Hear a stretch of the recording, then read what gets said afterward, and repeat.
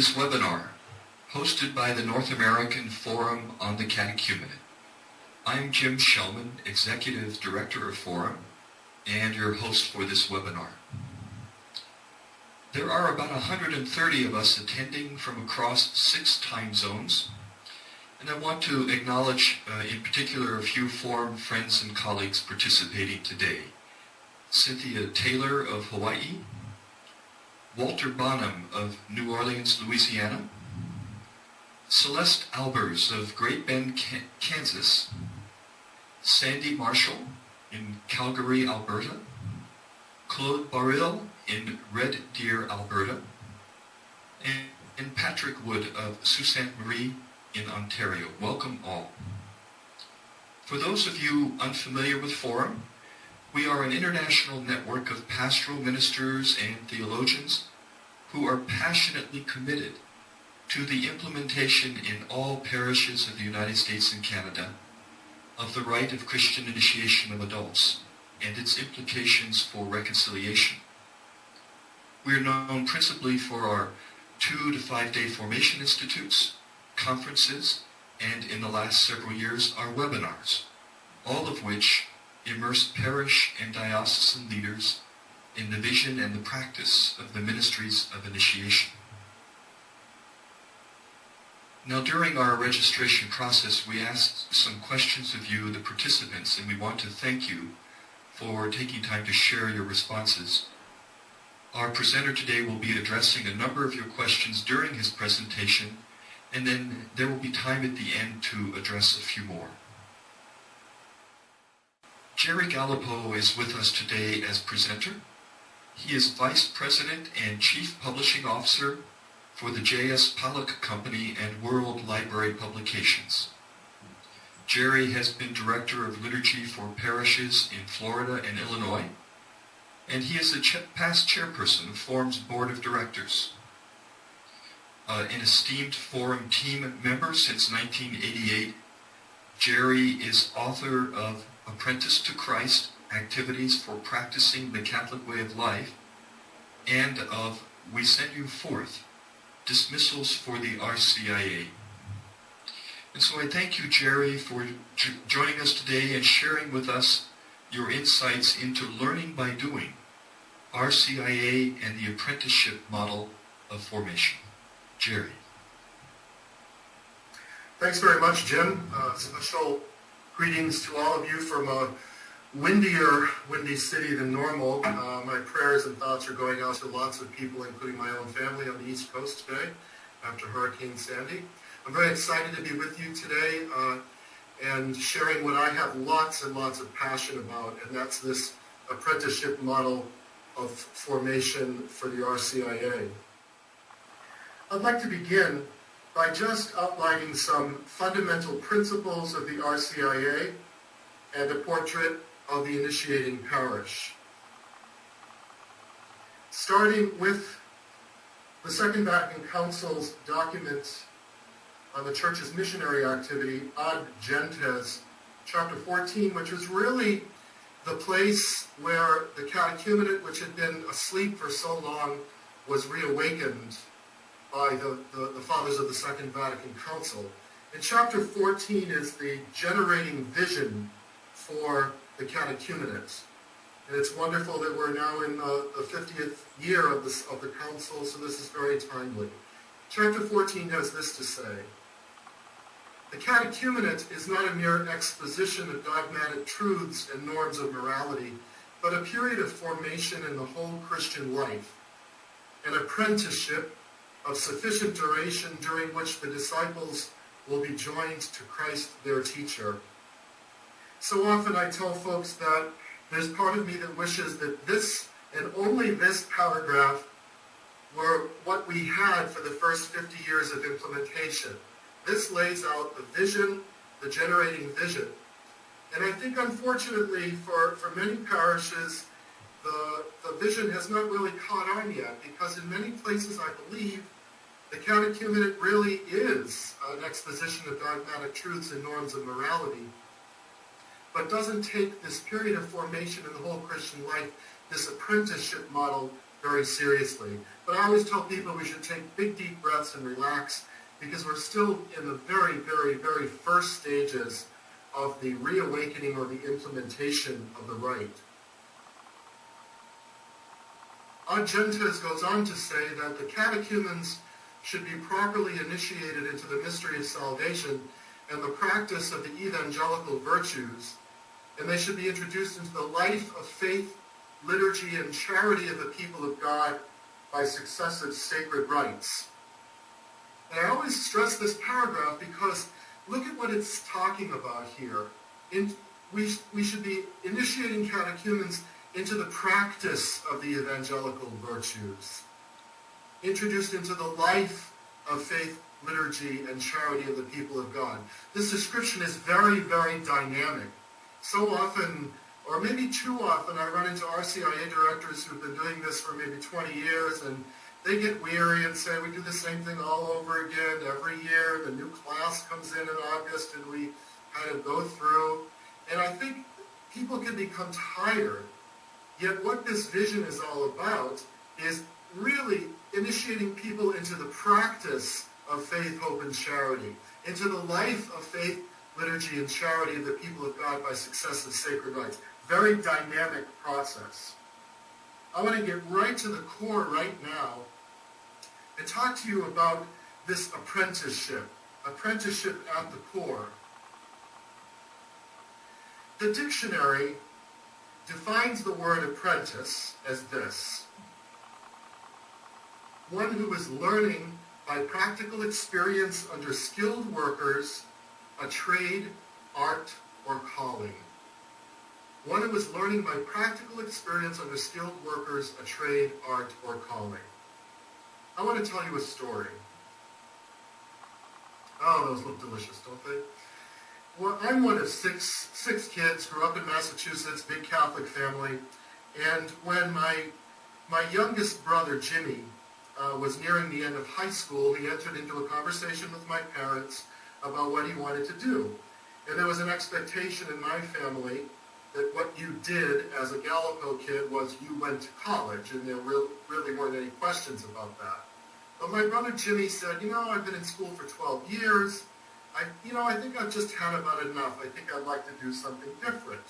So they kind of hemmed and hawed back and forth, and finally, they asked him, well, what do you want to do? And my brother Jimmy had always tinkered with electrical things, fixing lamps, all that kind of stuff.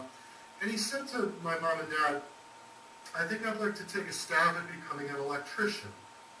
So they supported that decision, and my brother Jimmy was hired by an electrical contractor in Massachusetts at minimum wage, working long hours, and on every other Thursday night, he attended the regional vocational technical high school where he studied electrical stuff, electronics. So this went on for a number of months. I happened to be home one summer visiting my family, and the way my family's house was set up, I slept on a fold-out sofa in the basement, and my brother Jimmy's bedroom was just off of that area. And it was a very hot string of hazy, hot and humid days there. And I woke up in the morning at about 5:30. I could hear Jimmy rustling around getting ready for work. And I opened my eye and I looked up, and he's, got his jeans on and his steel-toed boots and his cut-off T-shirt, and he goes upstairs and he's making his coffee and his lunch. And at about 6:15, off he goes for his day of work. He comes back at about 6:30 at night, and he is just covered with dirt. And I can see on his arms where he had been sweating all day, there were little rivers of sweat and dirt. And I just looked at him and I said, Jimmy, how did you spend your day? And he said to me, in a hole. H-O-L-E. I said, in a hole, what do you mean? He said, well, the guy I work with, Bobby, we have the contract for Dunkin' Donuts, hence the donuts on the screen. We have the contract for Dunkin' Donut restaurants and shops in southern New England. And today we went to one of those shops, and they wanted to put a drive-through in. So we went in with a backhoe, we dug a big hole, a trench, between the existing building and that little kiosk where people eventually would be ordering their dozen honey glazed or whatever. He said, I went down into the hole to make the electrical connections. And he said Bobby parked his truck on the edge of the hole and kept the engine running, and he was inside the air conditioning all day, and I was down sweating in the hole. He said every once in a while Bobby would open the electric window of the truck and say, "No, Jimmy, that's the wrong tool," or "Do it again," and he would say, "No, that's the wrong connection. If you do that, that'll never work." And Jimmy told me that a couple of times Bobby got out of the truck, came down into the hole, kind of grabbed Jimmy's hand and said, "If you hold the tool this way, this will make it much easier and quicker work for you." Jimmy said, "That's how I spent my day." About 6 months later, I was at home. I lived in Florida at the time, and I got a call from Jimmy. He's my godson. I've always been proud of him. And I could tell he was very excited on the phone. I said, "What's going on?"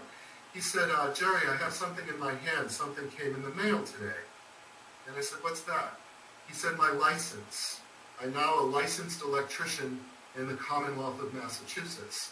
And I said, "Congratulations, good for you." Now, I tell you that story in that webinar today to ask you a question. And my question is, where did my brother Jimmy become an electrician? Where did he become an electrician? And the answer, of course, in a hole. He became an electrician in the hole. He absolutely needed every other Thursday night at the Regional Vocational Technical High School to help make sense of what he was learning very practically as an apprentice. But the becoming of the electrician happened in the hole. And by way of extension, I'd like to suggest to you that your parish is a hole. Your parish is a hole in which people don't become electricians. Your parish is a hole in which people become disciples of Jesus Christ. And in that hole, they become disciples of Jesus Christ by learning, but they learn by doing. That's the visionary concept from the council, that this is not a mere exposition of dogmatic truths and norms of morality, but a formation in the whole Christian life, an apprenticeship of sufficient duration during which the disciples will be joined to Christ their teacher. How does this translate into some of our foundational principles? As I said, initiation is not a mere expounding of doctrines and precepts, but is an apprenticeship into the Christian way of life. Initiation is the responsibility of all the baptized and takes place within the community. Initiation is all about evangelization and subsequent conversion and bears a paschal character. The rite is suited to the spiritual journey. My brother had to take the time it took to become an electrician. The rite suits itself to the spiritual journey, not the other way around. And finally, the sacraments of initiation enable us to carry out the mission of the people of God in the church and in the world. Our bishops here in the United States, and I know some of our Canadian friends are here on this webinar as well, these are wonderful little tidbits that our bishops here in the U.S. have given us. In their National Directory for Catechesis in 2005, they said, an integral element in catechesis is learning by discipleship.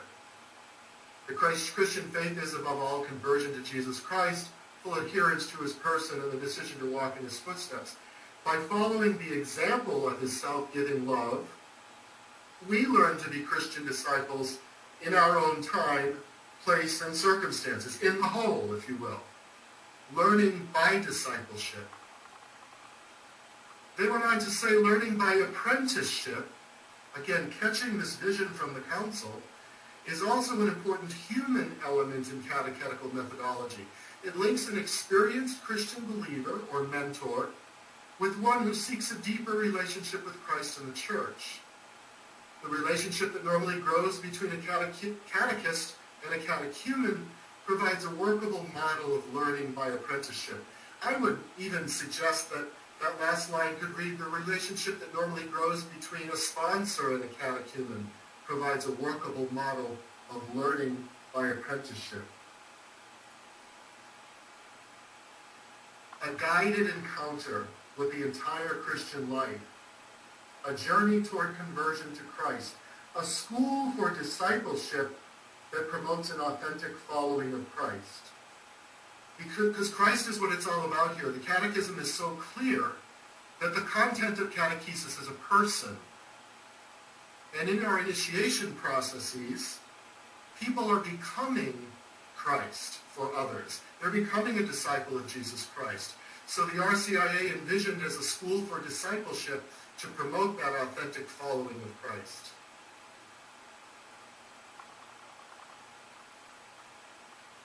The active participation of all the catechized in their Christian formation fosters learning by doing.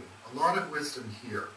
I know in my 25, 26 years of experience with the RCIA, I've moved and grown from, 8 months of lectures where people were not very participative at all in the process to a much more dynamic approach where the catechized are actively participating in their Christian formation through this learning by doing. How? By praying. For all Catholics, by celebrating the sacraments. This is a total look at Christian formation. Living the Christian life, fostering works of charity and the works of justice, promoting virtues from the natural law. I'm going to make a little leap here to one of my favorite documents by our current Pope. And believe me, I'm just not going to throw documents out at you here for the entire webinar. We will get very, very practical very, very shortly.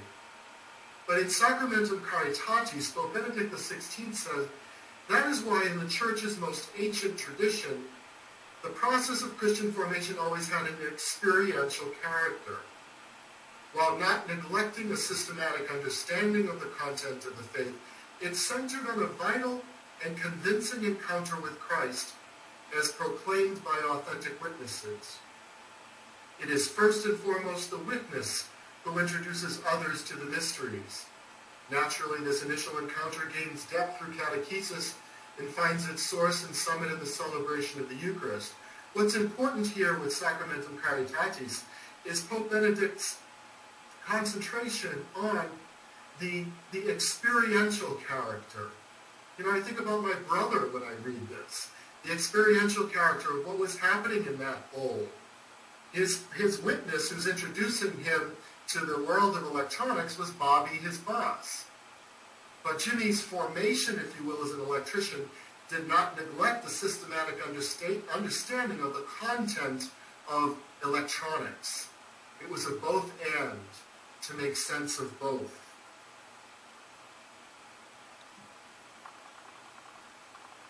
So for those of us involved in the ministry of Christian initiation, we turn to the right and the famous paragraph 75.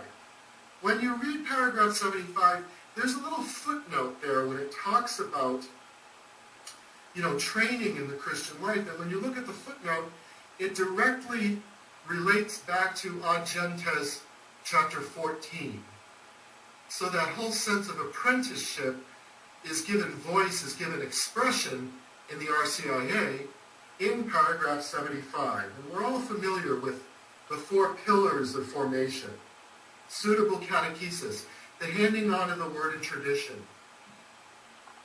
Formation in, as, and by the Christian community, 75.2. Formation in prayer and liturgy and the liturgical prayer of the Church, 75.3. And finally, formation in the Church's apostolic life, number 75.4. And where does all this happen? It happens in the Christian community, the place where the Christian faith is first received, expressed, and nourished. It is where the Christian faith deepens and where the Christian community is formed. In the parish, the faithful are nurtured by the Word of God and the sacraments. This dynamic process happens within the Christian community. And the right couldn't be clearer.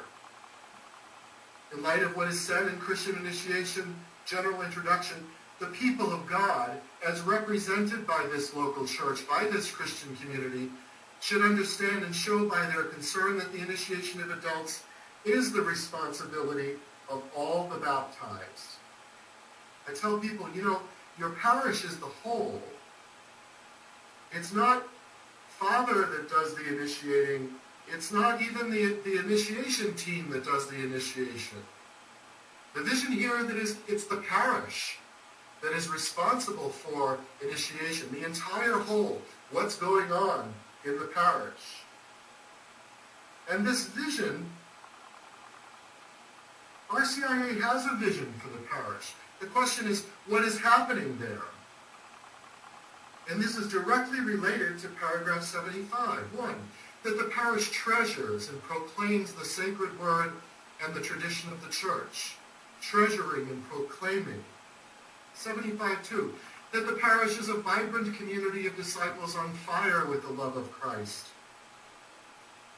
75.3, the parallel here, that the parish is a place where people pray in all kinds of ways.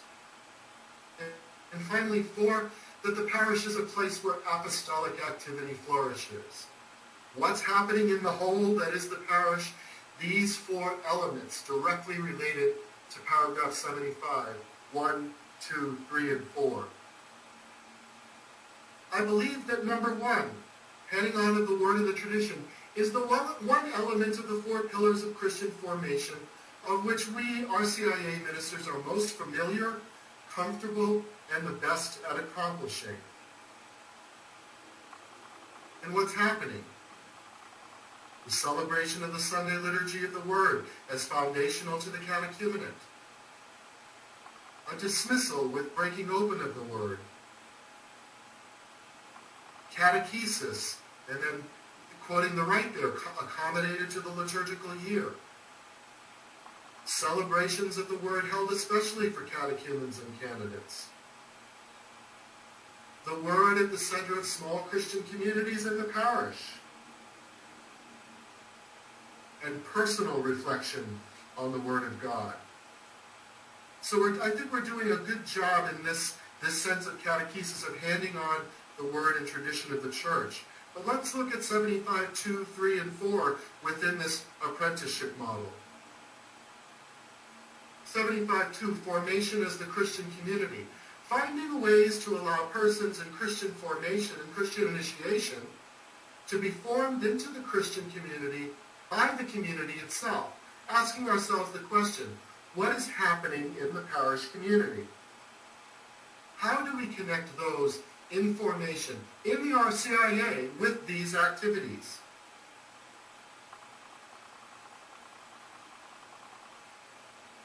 I think we need to develop a fundamental shift in our understanding of Christian initiation to be much broader and much more in line with that vision of the Council.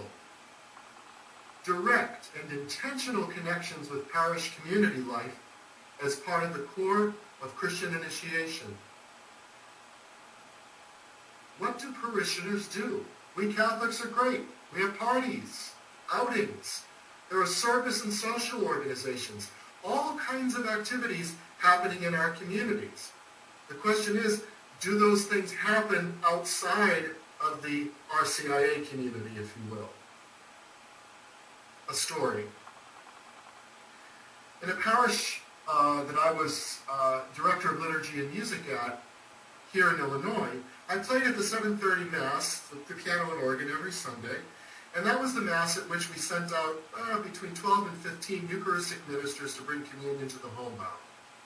And I said to the director of the catechumenate, why don't we take advantage of this and maybe massage our process, maybe move it a little bit more in the direction of this apprenticeship model instead of weekly sessions of teaching. We were a little nervous about this, she especially, but she said, well, what do you think? I said, look, why don't we let's do like Jesus did. Let's send our communion ministers out with a catechumen or candidate, kind of 2 by 2 for this ministerial event. So we organized it. I talked to the communion ministers and said, we're going to have somebody with you who's learning to become a Catholic, and they may not have all the language, but if they ask questions, just go with it. Answer as best you can. So we arranged for this to happen, and that was their session for the week. They did not come back on Tuesday night. They met after the 7:30 Mass, and out they went. A week and a half later, when we gathered together again, we were ready to move on to our next teaching, and one of the young women, the catechumen, raised her hand, and she said, "Oh, I'd like to talk about what happened a week and a half ago." And we said, "Oh, yeah, that's right." She said, "Well, I met Helen, the communion minister, out in the foyer, and Helen showed me that she had this pouch around her neck, and there was a gold box in there, a pyx that held the sacred host. And we went off in her car, and we pulled up to a house, and there was an elderly lady standing there in a cotton house dress at her door, and she was holding a lighted candle, and she said, I didn't understand why she had a lighted candle. I even asked Helen, I said, what is this, did she pay her electric bill? And Helen said, no, I'll explain later. So she said, we went in the house, and this lady led us through her house. All the lights were on, but she held this lighted candle. We went to a table. She put the candle in there. We all sat down. Helen took out the pyx. She opened the box. She said, and the catechumen is relating this. She said, it was so peaceful. She said, and finally it came time, and Helen picked up the host. She gently put it on the old woman's tongue, and she said it was so calming. I just watched as the lady just kind of breathed in and out, and it was so peaceful. And we said our goodbyes. There were more prayers, and she said, I couldn't wait to talk to Helen about this.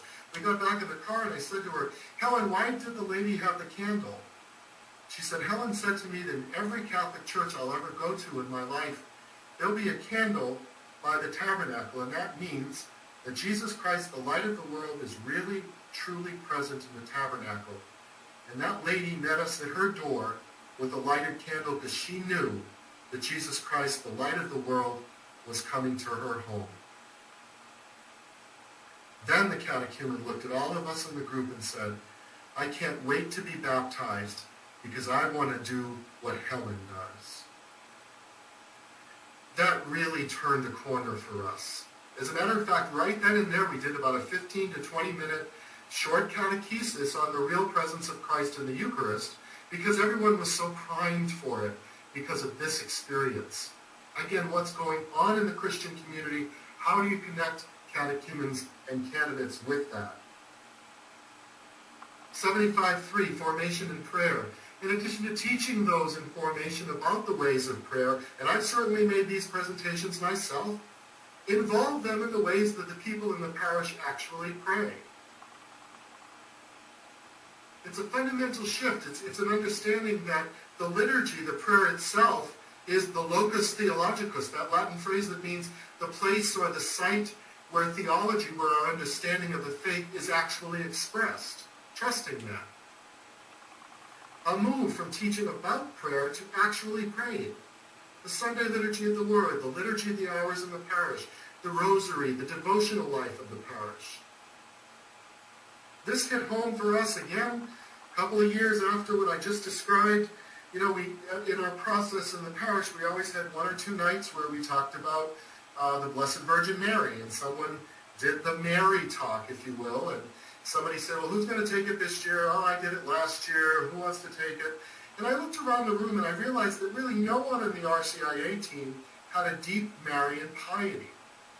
Yet we had a group of about 50 parishioners who prayed the rosary every day after Mass. I called those people the rosary people. And, to be honest with you, I was a little frightened of the rosary people sometimes, but they were good-hearted Catholics, and the rosary was at the center of their piety. So I asked two of the rosary people, two women in that group, if they would come in and talk about the rosary and teach our catechumens and candidates about it. So they came in one night. And, we had the little Ziploc baggies with the plastic rosary in it and the folded up map on how to say the rosary with the mysteries on the backside and all of that. Well, this woman stood up and she asked for a volunteer. And one of the catechumens got up and the woman took out her rosary and put it into the catechumen's left hand, and then she said, okay, you're going to be using your thumb and your first finger on your right hand. Those are going to kind of be your rosary bead picker-uppers. And she said, now try to squeeze this bead. Now let's move along to the second bead. Now, oh, very good, very good. Now the third one, and here's the fourth one. Those are going to be Hail Marys. And we'll talk about that in a minute. Now, go to the end of the 10 and feel that space. That's going to be your glory bead. And then feel the bead that stands alone. That's the Our Father. You know, we all sat there looking at this.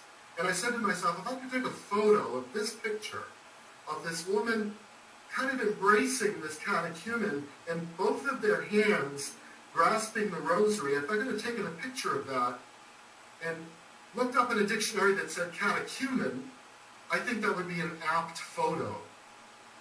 Here was someone, think about my brother Jimmy in the hole. His boss came down and said, no, hold the tool this way, Jimmy. And in the parish, in the RCIA process, this woman from the Rosary group came in and said, here's one of our tools. Here's how you use it. Here's how you pray it. Again, a fundamental shift for us. And it was interesting because at the end of that older woman from the Rosary group kind of looked at everybody and she said, 6 years ago, she said, I lost my husband. And she held up the rosary and she said, this is one of the things that got me through it. Actually, she said, this is one of the things that helped save my life. No one on the RCIA team could have expressed it that way. There are all kinds of people in the parish who have the ability to express those things and have a lived Catholic experience. And finally, 75-4, formation and apostolic life. Connecting those in formation with apostolic activities. Find out what the parish does to serve the needy. Again, I'm talking about the parish here in Illinois. A shift in our understanding. We started to have a big shift in our understanding. That the parish is a dynamic setting for apprenticeship. That we would have direct and intentional connections with the parish's apostolic life and witness.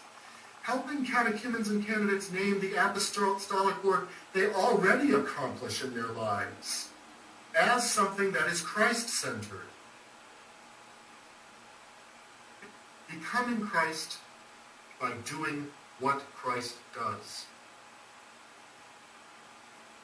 Another story.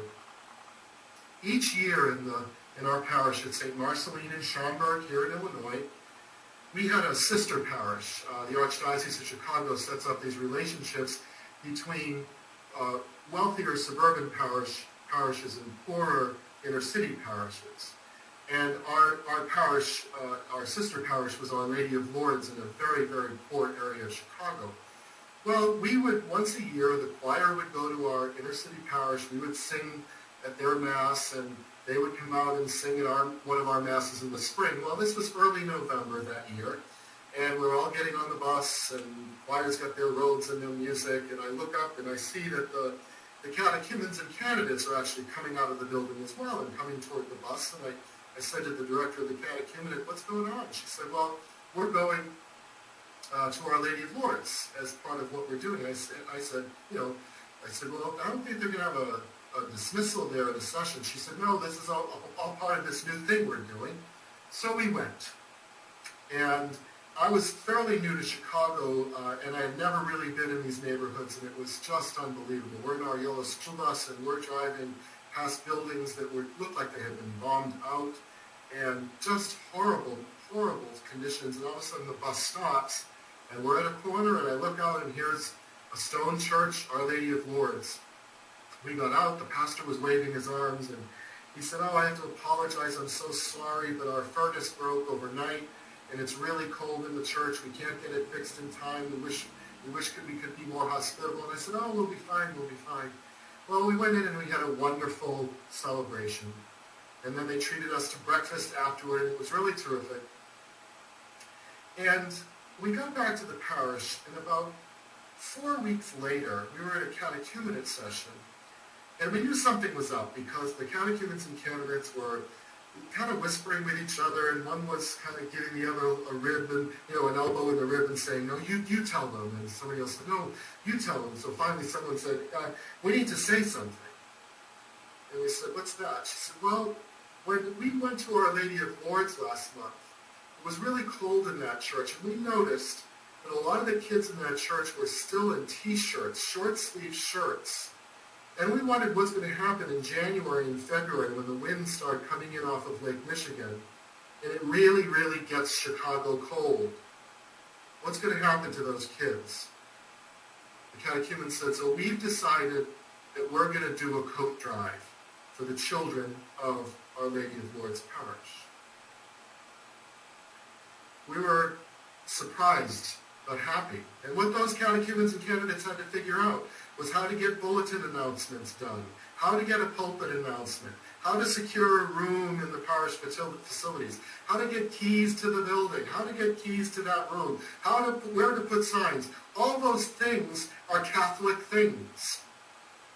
And you know, folks, I'm a very good teacher, and I know that instead of going to Our Lady of Lourdes with that group, we could have stayed home and I could have done a marvelous presentation on the Church's social teaching from Leo XIII and Rerum Novarum right up to the present time. But I have to be honest and say I would doubt very much if my inspiring lecture would have inspired them to do something like a coat drive. Learning by doing. I think that's the key, and that's really the vision here. All of this presumes that there are things happening at the parish. As RCIA ministers, we need to be looking out and seeing what's going on out there and figuring out ways to make these connections. Because the folks that God entrusts to our care are not being initiated into the RCIA team. They're being initiated into the church, which is an active, flourishing, and dynamic community. And if it's not so dynamic and flourishing, maybe through their participation, it can become that way. I think it's a both and at this point.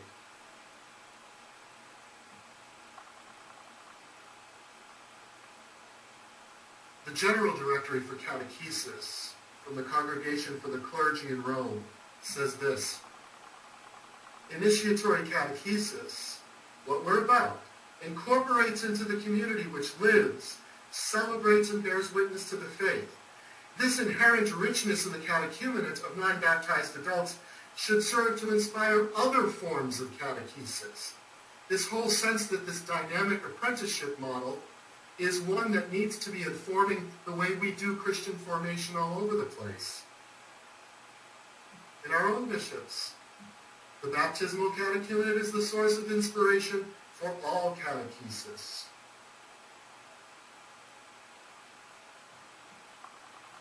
The fundamental characteristics: a comprehensive and systematic formation in the faith. I'm not advocating that we throw out everything that we do about teaching. We need to be handing on the faith, and we do that well. But as the Council said, this is not a mere exposition of dogmatic truths and norms of morality. This is a training in the whole Christian life. Comprehensive and systematic, yes, but an apprenticeship as well. A basic formation centered on what constitutes the nucleus of Christian experience, the Paschal mystery, helping people fall in love with the person of Jesus Christ.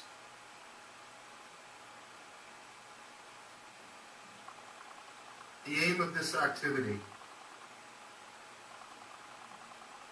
to encourage a living, explicit, and fruitful profession of faith. Living, explicit, and fruitful profession of faith. I was giving a talk a couple of years ago at the Los Angeles Religious Education Congress, and there was a man in the crowd who's talking about this apprenticeship model, and I can see all kinds of eyes opening and lights going off, and he raises his hand. He said, "What you're describing sounds like kind of like a dynamic novitiate." A dynamic novitiate. There were a couple of religious sisters in the audience, and I said to them, "Sisters, did you become a nun the day you knocked on the door of the convent?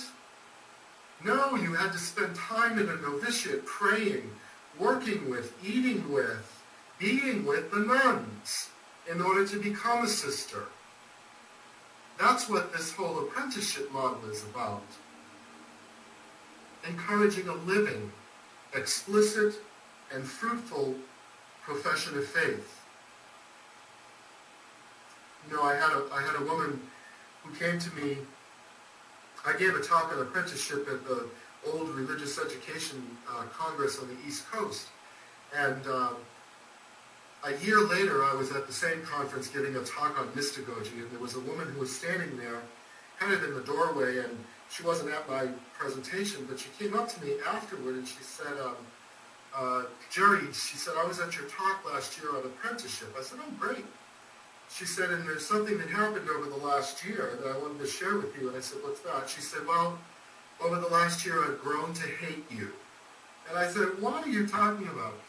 And she said, well, I got so juiced up and so excited about this apprenticeship model that I went back and I threw away all our binders, I threw away our schedules for RCIA, I started from the beginning, I scheduled different activities for apprenticeship, just like your book, suggested there, and we did this, only what happened was, one week it was on a Tuesday night, the next week it's on a Saturday morning, the following week it's on a Sunday afternoon.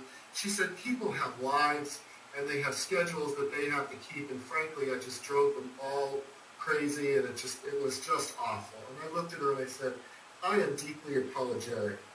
Because my intention with talking about apprenticeship, and I think this is what the intention is of the church as well, is that this is a balanced approach. It's not going home and throwing it all away. It's looking at what you are currently doing and saying to yourself, what are the ways that I can pepper my RCIA process with some activities so that the catechumens and candidates that God entrusts to the care of the parish can be formed in a learning by doing mentality. And one of the mistakes, probably, maybe not mistakes, but one of the early things that we did was we waited until after baptism, after the initiation sacraments, before we kind of paraded in on the service and other organizations in the parish during the time of mystagogy. That's way too late.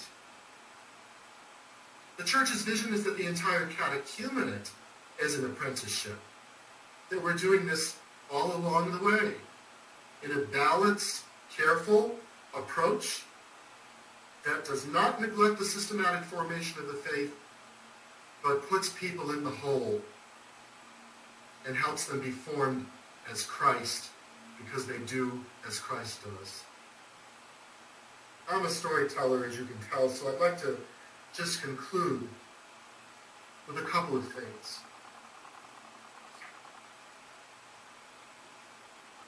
One is, I always have to share from my heart about, I'm a very active Catholic in my parish, St. James, here in Chicago, and volunteer there as a catechist in the RCIA process. I was at a liturgy committee meeting last night, and it's a poor parish.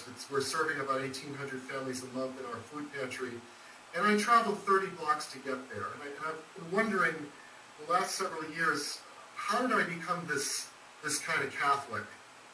And I thought about Sister Della William, SND, Sister of Notre Dame de Namur in Woburn, Massachusetts, at St. Charles School. It was a February afternoon, and the Sisters of Notre Dame were one of the orders of religious sisters who used the clickers. I know some of you remember that, where they had 60 of us in a classroom, and they had these little clickers that they would click. One click meant attention, 2 clicks meant stand, 3 meant kneel, whatever. Anyway, one afternoon, Sister click, click, click, she got our attention, and she said, boys and girls, go to the cloakroom. Remember the cloakroom between the Catholic classrooms? She said, and I want you to put on your hat, your coat, and your mittens. We're going to go down to the schoolyard.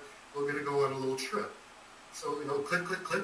Very dutifully, we all went into the cloakroom, got our hats and coats on, went down to the bus, and as we boarded the bus, Sister Della William gave us each a piece of paper. And on that paper was a number. And we had no idea what was going on. Well, the bus pulled out, took a right, took a left onto Main Street, went down to Francis Street, turned right on Francis Street in Woburn, and Francis Street dead ends into the parking lot of the Francis Street Nursing Home.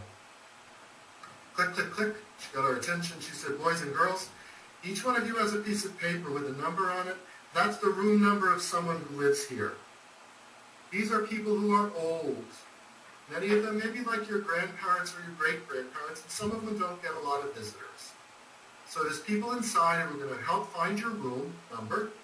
And when you go in, if the person's sleeping, just sit there on the chair and say a prayer. And so, we went in and people helped us find the room. And I remember going into the room with this woman. She was laying in the bed, and I looked in the bed and I said to myself, she's dead. So I sat down in the chair, and I remember what Sister said out loud. I said, in the name of the Father, and of the Son, and of the Holy Spirit, our Father who art in heaven. Of course, her eyes fluttered, and she looked over, and she said, hi. I said, hello. She said, what's your name? I said, Joe Galipeau. I said, where do you live? And I said, 9 Hovey Street, Woburn, Massachusetts, 01801. And she said, oh, Hovey Street. She said, when I was a little girl, I had a friend that lived on that street in a big white house. And I said, oh, I live in a big white house too. And we just talked. Can't remember much more, but I remember hearing click, click, click out in the corridor.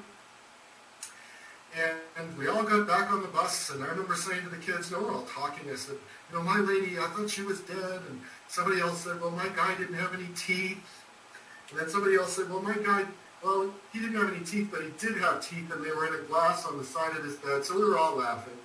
Well, we get back to school, take off our hats and coats, we get back into the classroom. Sister Della William goes over to the corner. She picks up the St. Joseph Catholic Bible. She opens it to Matthew 25. She reads the line, Lord, when did we see you hungry and feed you? When did we see you thirsty? When did we see you naked and clothe you? And Jesus said, whenever you did this to any of these least ones, you did it for me. And Sister Della William looked at us and said, boys and girls, what we did today at the Francis Street Nursing Home is what Catholics do. Folks, I don't remember much more about grammar school. I know I got a good education. But I learned something more important. This is what Catholics do. And finally, another story. I think that these are hopefully helpful for you. When I was in Orlando, the Orlando Coalition for the Homeless served a meal every single night for hundreds of homeless people. In our parish, St. Mary Magdalene in Altamont Springs, we staffed that meal twice a month. We had a huge parish, and we would prepare the meal and serve it. And once a year, the RCIA candidates and catechumens would go down and we would serve the meal. And that year we had a guy named Jack who was in the RCIA, and he was so affable and always just gregarious. If you'd ask the group a question and there was more than 3 seconds of silence, he would chime right in. At any rate, so we go and we serve the meal. We come back. For the next 3 or 4 weeks, Jack says nothing. He is despondent in our group. And we asked his sponsor, is he okay? Did he get bad news? She said, no, just give him time. Well, 4 weeks later, in the middle of some presentation, he raises his hand and says, I need to say something. He said, you all saw me at the homeless place a month ago. I had to be right in front. I had to be the one I had the scooper, the ladle in my hand, and I wanted to be the one that was serving the meal. I didn't want to be cleaning or setting up. So I took the ladle, and I was the one that took the plate from the person next to me, got the hamburger bun open, and I scooped the sloppy Joe mix into the hamburger, and I served it. Well, as he's saying this, he's making the signs, with his hand, and scooping into a pot and handing the food. He said, I'm looking at these little kids, I'm looking at guys my own age, and I'm doing this, and I'm scooping, and I'm handing, and I'm scooping, I'm handing. He said, and it dawned on me right then that this, scooping and handing, is what my hands were created to do. Then he shared with us his lifelong struggle with pornography. He said, when I thought about what my hands have done, the dirty magazines I flipped through, the remote controls, watching dirty videos, we were all stunned. He said, the money I shelled out, that's not what my hands were created to do. My hands were created to take, scoop, and hand to the poor.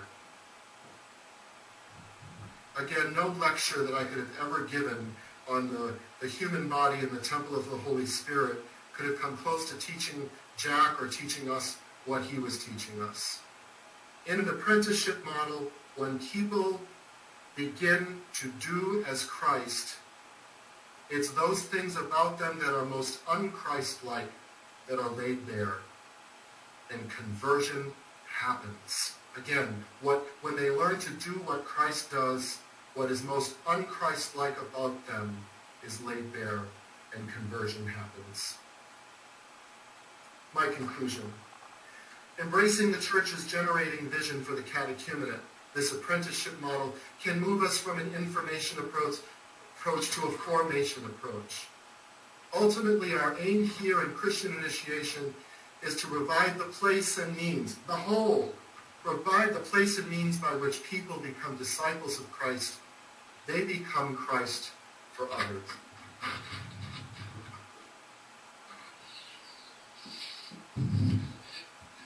Jerry, thank you. I'm left with that image of to do as Christ does, and that's what Catholics do. And you gave us some wonderful examples from an apprenticeship model point of view. So a few questions for you, Jerry, that came from the registration process from our participants that really have a bearing on what you shared with us today. So, for example, in adopting this model, this apprenticeship model, how can the parish coordinator for RCIA facilitate and manage the formation most effectively, especially because, as you have pointed out, it will be happening in a number of settings and with different leaders of the parish having a part in it. So how best to coordinate it? I think we need to use our best skills at organization. When we do discover the 3 or 4 times or whatever that we're going to be doing these apprenticeship activities, I think there needs to be 3 things happening. A good preparation for the activity so that it doesn't catch people off guard, the event or activity itself, and probably most importantly is a mystagogical catechesis on the event. What happened? What did you see? What did you notice? And then from there, bringing in a topic or a doctrinal element to put in conversation with the event. And the RCIA coordinator has to work very closely with people who are coordinating other things in the parish so that eventually people kind of catch on that RCIA is about the whole parish. Okay, and with that in mind then, and that image, talk to us a little bit more about how catechesis fits into this model of formation. Well, one of the things that I became most concerned about when I was writing my book, Apprentice to Christ, was I want people to look at this vision as if it's okay, we're going to do 26 field trips and then baptize them. That's not the point here. The point is to do our catechesis, paragraph 75, 1, 2, 3, and 4, but in such a way that when we do these apprenticeship activities that are centered around the Word, around the community, around apostolic service, that we are armed with a good sense of catechesis, a mystagogical catechesis, that again is in conversation with activity. So when I wrote the book, there's an activity, for instance, in there about going with people to make visits to a Catholic hospital. And the follow-up catechesis about that is Jesus' ministry of healing and the continuation of that ministry of healing in Catholic healthcare and what that means in our communities in the United States. So it's a little bit kind of a backward way of looking at things. We do preparation, we do an event, but our catechesis is something that is connected with the learning by doing model. And every time I've seen this done, people just catch on so quickly because the experience is fresh, the taste is fresh in their mouth. And so that's what Sister Della did with the reading from Matthew 25 right after the visit. Exactly. When I went through these what I did with the book, I went through every single Sunday of the 3 liturgical years, and I went through the Catechism of the Catholic Church. I went through liturgical documents and said, there's so much fodder here for catechesis that can be, primarily brought out in relationship to what Catholics are doing.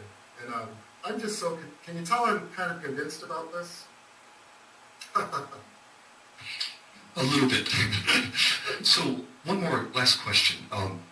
with the parish clergy and other parish leadership that might be, not familiar with this and maybe a little hesitant, how to help them recognize the benefits of this approach to formation?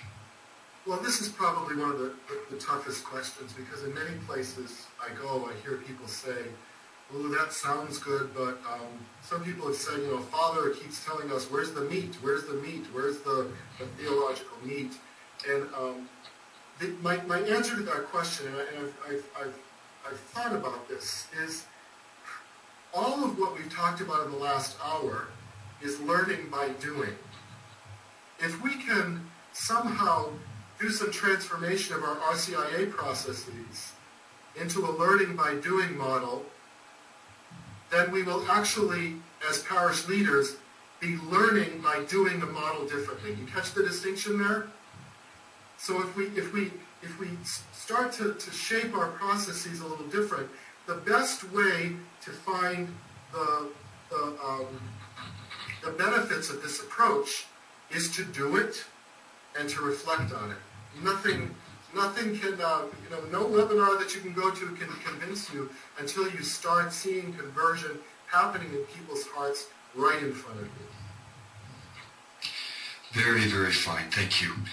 Folks, this is all the time we have today for the presentation part of the webinar.